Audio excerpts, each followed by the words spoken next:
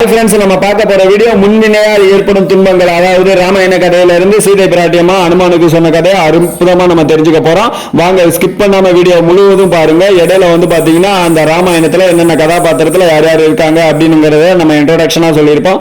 அதுக்கு அப்புறம் தான் நம்ம சொல்ற கதை வந்து வரும். அது வந்து நீங்க ஸ்கிப் பண்ணாம பாத்துக்கிட்டே வாங்க. சூப்பரா இருக்கும் கதை முடிவுல நீங்க சூப்பரான விஷயத்தை தெரிஞ்சுக்குவீங்க.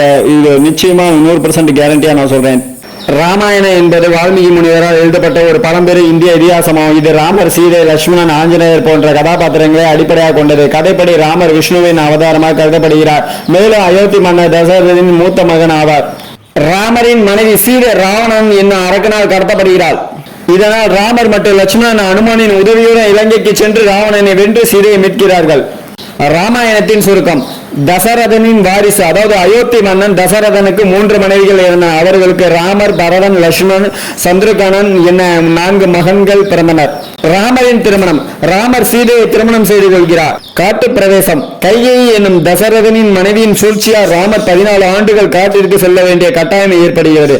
சீதை கடத்தல்: இலங்கையை ஆண்ட ராவணன் சீதையை கடத்தி செல்கிறான்.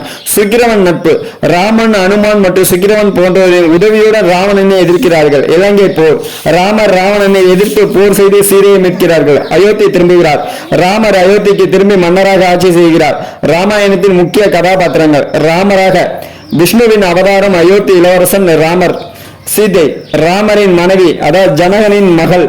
லட்சுமணன் ராமரின் சகோதரன், ராமருடன் காட்டிற்கு செல்கிறார். சுக்கிரவன் வானர தலைவன், ராமருக்கு உதவுகிறார். ஆஞ்சநேயர் ராமரின் பக்தன், அனுமன் சீதையை தேடி இலங்கைக்கு செல்கிறார். ராவணன் இலங்கை அரசன், சீதையை கடத்தியவன். ராமாயணம் என்பது தர்மம், நீதி மற்றும் பக்தி ஆகியவற்றின் முக்கியத்துவத்தை விளக்கும் ஒரு கதையாகும். இது இந்திய கலாச்சாரத்தில் ஒரு முக்கிய இடத்தை பிடித்துள்ளது. மேலும் பல நூற்றாண்டுகளாக பலரால் வாசிக்கப்பட்டு வருகிறது. நமக்கு துன்பம் விளைவித்தவர்களின் மீது கோபம் கொண்டு அவர்களை பழிவாங்க நினைக்க கூடாது என்பதே இந்த ராமாயண கதையில் அதாவது முன்விளையால் ஏற்படும் துன்பம் என்று சீதை அம்மா அனுமானுக்கு சொன்ன கதையை நம்ம பார்க்கலாம். ஒருவர் நமக்கு துன்பம் விளைவித்தால் அவர்களை நாம் பழிக்கு பழி வாங்க வேண்டும் என்று நினைக்கிறோம். நாம் அனுபவிக்கும் துன்பங்களுக்கு நாம் செய்த முன்வினை பயன் கூட காரணமாக இருக்கலாம்.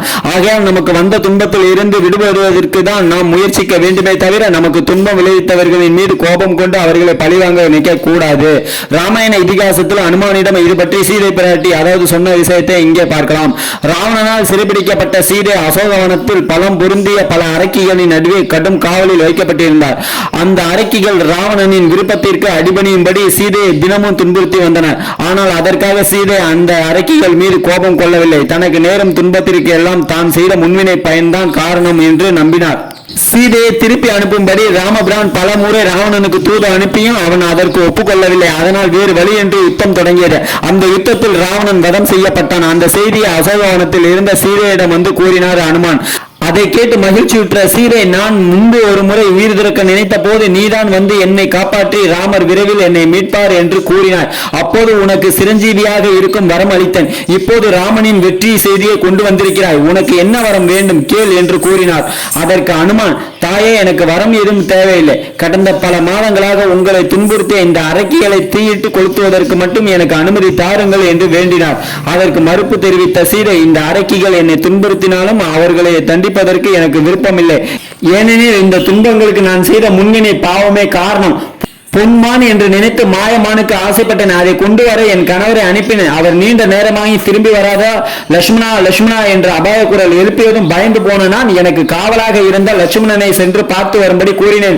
அவர் என் கணவருக்கு எந்த ஆபத்தும் நேர்ந்திருக்கிறது என்று மறுத்து கூறியும் அதை ஏற்றுக்கொள்ளாமல் கடுஞ்சொற்களால் லட்சுமணனை கண்டித்தேன்.